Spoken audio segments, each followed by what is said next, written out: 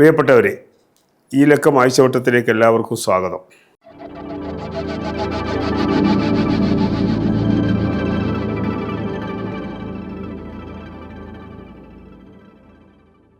ആഴ്ചവട്ടം ഇന്ന് സംസാരിക്കുന്നത് വിദ്യാർത്ഥി പ്രക്ഷോഭം നേടിയ ഐതിഹാസിക വിജയത്തെ പറ്റിയാണ്. കഴിഞ്ഞ ഒരു ദശകത്തിലേറെ കാലമായി മോഡി സർക്കാർ അടിച്ചേൽപ്പിച്ചുകൊണ്ടിരിക്കുന്ന ജനവിരുദ്ധ നയങ്ങൾക്കെതിരായ ഇന്ത്യൻ യുവതയുടെ ഉയർത്തെഴുന്നേൽപ്പായിരുന്നു ജന്തർ മന്ദറിൽ നമ്മൾ കണ്ടത്. ജനങ്ങളെ മറന്ന മോദിയെ രാജ്യം തിരുത്തുന്നതാണ് നാം മനസ്സിലാക്കിയത്. അതിനായി ആത്മവിശ്വാസത്തോടെ യുവത പോരാടുന്നതാണ് നാം കണ്ടത്.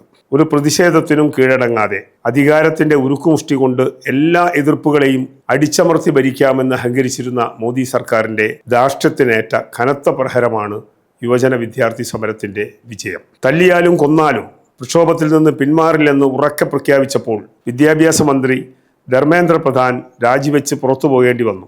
ഭരണകൂടത്തിന്റെ അടിച്ചമർത്തലുകളെ പ്രതിരോധിച്ചാണ് ഇന്ത്യ കണ്ട ഏറ്റവും വലിയ യുവജന വിദ്യാർത്ഥി പ്രക്ഷോഭം 35 ദിവസം തുടർന്നത്. പോലീസിന്റെയും കേന്ദ്രസേനയുടെയും ലാത്തിയടിയെയും കണ്ണീർ വാതക ഷെല്ലുകളെയും പെല്ലറ്റ് പ്രയോഗങ്ങളെയും എല്ലാം അതിജീവിച്ചാണ് സമരം വിജയിച്ചത്.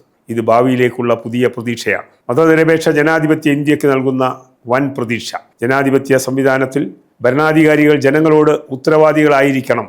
അത് മറന്നുകൊണ്ട് അടിച്ചമർത്തൽ നയം തുടരുമ്പോൾ ജനകീയ പ്രക്ഷോഭങ്ങൾ ചരിത്രത്തിന്റെ ഗതി തന്നെ തിരുത്താറുണ്ട്. നീറ്റ് പരീക്ഷയുമായി ബന്ധപ്പെട്ട ഗുരുതര ആരോപണങ്ങൾ, പരീക്ഷാ നടത്തിപ്പിലെ വിശ്വാസ്യത, പ്രതിസന്ധി, അതിനെ തുടർന്നുണ്ടായ വിദ്യാർത്ഥികളുടെ കടുത്ത മാനസിക സംഘർഷം എന്നിവയ്ക്കെതിരെ ഉയർന്ന പ്രതിഷേധം ഇപ്പോൾ മോഡി സർക്കാരിന് ഒരു മുന്നറിയിപ്പായി മാറി. നീറ്റ് ഉൾപ്പെടെയുള്ള ദേശീയ പരീക്ഷാ സംവിധാനത്തിന്റെ വിശ്വാസ്യത സംരക്ഷിക്കേണ്ടത് കേന്ദ്ര സർക്കാരും ദേശീയ പരീക്ഷാ ഏജൻസികളുമാണ്. അത് നിർവഹിക്കുന്നതിൽ മോഡി സർക്കാർ പരാജയപ്പെട്ടപ്പോഴാണ് രാജ്യവ്യാപക പ്രതിഷേധത്തിന് തുടക്കമിട്ടത്.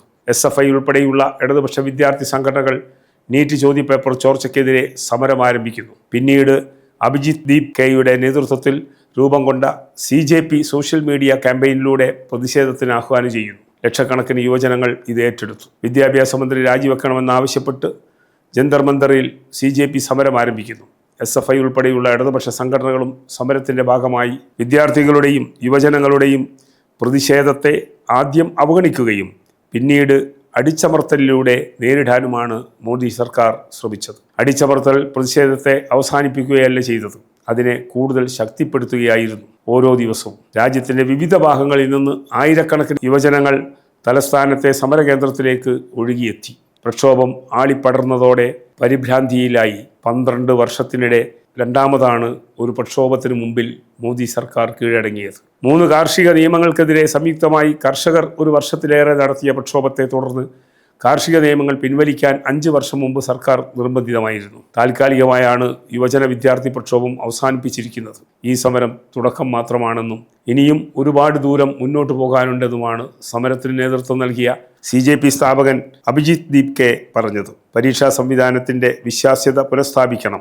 ദേശീയ ടെസ്റ്റിംഗ് ഏജൻസിയുടെ പ്രവർത്തനം സ്വതന്ത്രമായി വിലയിരുത്തണം. പരീക്ഷാ സുരക്ഷാ സാങ്കേതിക സംവിധാനങ്ങൾ സുതാര്യത എന്നിവ ഉറപ്പാക്കുന്ന സമഗ്ര പരിഷ്കാരങ്ങൾ നടപ്പാക്കണം. വിദ്യാഭ്യാസ രംഗത്തെ വാണിജ്യവൽക്കരണവും അമിത കേന്ദ്രീകരണവും പുനഃപരിശോധിക്കണം. പരീക്ഷാ സംവിധാനത്തിന്റെ അമിത കേന്ദ്രീകരണവും ഗൗരവമായി വിലയിരുത്തപ്പെടണം. രാജ്യത്തിന്റെ വൈവിധ്യവും ഫെഡറൽ സ്വഭാവവും മാനിക്കുന്ന സുതാര്യവും ഉത്തരവാദിത്വവുമുള്ള പരീക്ഷാ സംവിധാനമാണ് ഇന്ത്യക്ക് ആവശ്യമായത്. ഇതിനുള്ള പോരാട്ടം ഇനിയും തുടരേണ്ടിയിരിക്കുന്നു. പ്രക്ഷോഭത്തിൽ ഇടതുപക്ഷ വിദ്യാർത്ഥി യുവജന സംഘടനകൾ ഉൾപ്പെടെ ഇടതുപക്ഷം വഹിച്ച പങ്ക് പ്രധാനമാണ്. മലയാള മാധ്യമങ്ങൾ ഉൾപ്പെടെ ആരൊക്കെ എത്രയൊക്കെ മൂടിവെച്ചാലും ഈ യുവജന വിദ്യാർത്ഥി സമരത്തിന്റെ വിജയത്തിൽ ഇടതുപക്ഷത്തിന്റെ സാന്നിധ്യം എല്ലാവരും തിരിച്ചറിഞ്ഞിട്ടുണ്ട്. തുടക്കത്തിൽ മുഖം തിരിച്ചു നിന്ന മുഖ്യ പ്രതിപക്ഷമായ കോൺഗ്രസ് ഒടുവിൽ സമരത്തിന്റെ ഭാഗമായി മാറാൻ നിർബന്ധിക്കപ്പെട്ടു. എന്തിനേറെ പറയുന്നു, സമരം നടന്ന ജന്തർ മന്ദറിലെത്തി ഐക്യദാർഢ്യം പ്രഖ്യാപിക്കാൻ പ്രതിപക്ഷ നേതാവ് രാഹുൽ ഗാന്ധി ഉൾപ്പെടെയുള്ള കോൺഗ്രസ് നേതാക്കൾ തയ്യാറായിരുന്നില്ല.